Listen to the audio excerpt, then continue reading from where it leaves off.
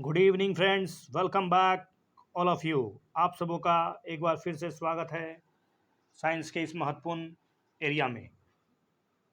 इस वीडियो के माध्यम से मैं आपके साथ साइंस से जुड़े हुए महत्वपूर्ण सिद्धांत और कुछ महत्वपूर्ण फैक्ट्स के साथ आगे बढ़ूंगा। तो बने रहिए इस वीडियो में और देखते रहिए साइंस का महत्वपूर्ण सिद्धांत।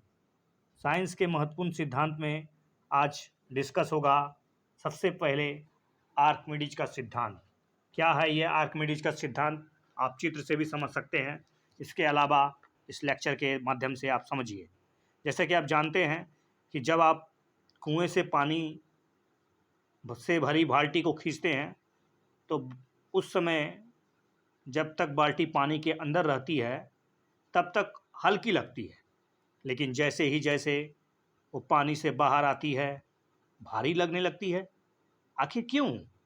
जब किसी ठोस को द्रव में डुबाया जाता है या फिर गैस में डुबाया जाता है तो उस पर ऊपर की ओर एक बल लगता है जिसको हम लोग उत्प्लावक बल यानी बायोंसी फोर्स कहते हैं।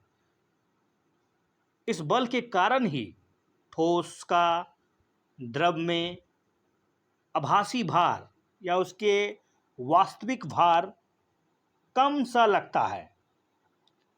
इसी के संबंध में आर्किमिडीज का सिद्धांत प्रस्तुत किया गया है।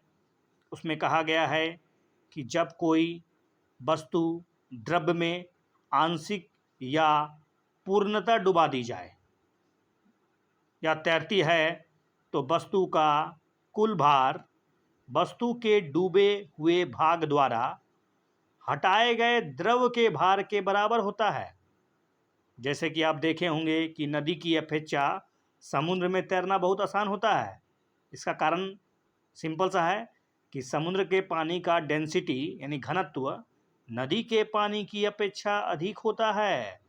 तैरने के लिए मनुष्य को अपने भार के बराबर जल को हटाना होता है, जो नदी तथा समुद्र दोनों में एक जैसा ही होता है, किंतु नदी की अपेक्षा समुद्र में समान भार के लिए पानी का कम आयतन हटाना पड़ेगा। इसलिए नदी में मनुष्य का समुद्र की अपेक्षा अधिक भाग जल में डूबता है। समुद्र में कम भाग डूबे रहने के कारण ही तैरना आसान होता है। एग्जैक्टली आर्किमिडीज के अगर दूसरे सिद्धांत को देखा जाए, मतलब इसी से सिद्धांत से एक और उदाहरण, जैसे आप जानते हैं कि लोहे से बना जहाज जो होता है वो पानी में तैरता है।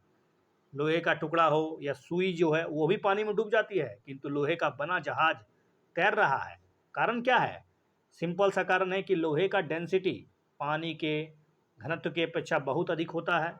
लोहे के टुकड़े को पानी में डालने पर उसके द्वारा जो हटाया गया जल है उसके जो भार हैं टुकड़े के भार से कम होता है, इसलिए वो डूब जाता है। लेकिन जहाज को इस प्रकार से अरेंज किया जाता है, बनाया जाता है कि इसके द्वारा पानी का बहुत अधिक आयतन हटा दिया जाता है, जिससे जहाज का भार जहाज के भार से बहुत अधिक होता है। मतलब पानी के द्वारा जो हटाया गया वजन है, पानी का जो वजन है वो जहाज के भार से कई गुना ज़्यादा है। इसी हटाए गए पानी के भार के बराबर होता है, जो जहाज के भार को संतुलित कर लेता है। इसलिए जहाज पानी में तैरता है और छोटी सी कील डूब जाती है।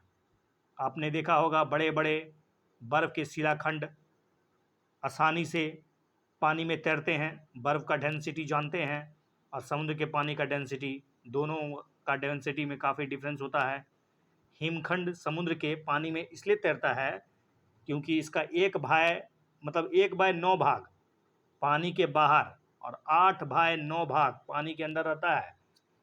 हिमखंड के आकार का अनुमान केवल पानी के बाहर तैरते हुए भाग से ही लगा नहीं सकते हैं आप, क्योंकि इसका अधिकांश भाग तो पानी के अंदर ही होता है ना।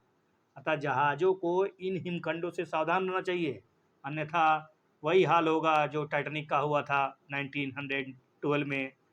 ठीक है, तो आपने इस कंसेप्ट को समझ लिया होगा। निश्चित रूप से बहुत ही मज़ेदार कंसेप्ट था। शॉर्ट में इसमें आपको बायोंसी फोर्स और आर्किमिडीज के प्रिंसिपल को समझने का मौका मिला। आप इस वीडियो को अच्छे से देख रहे हैं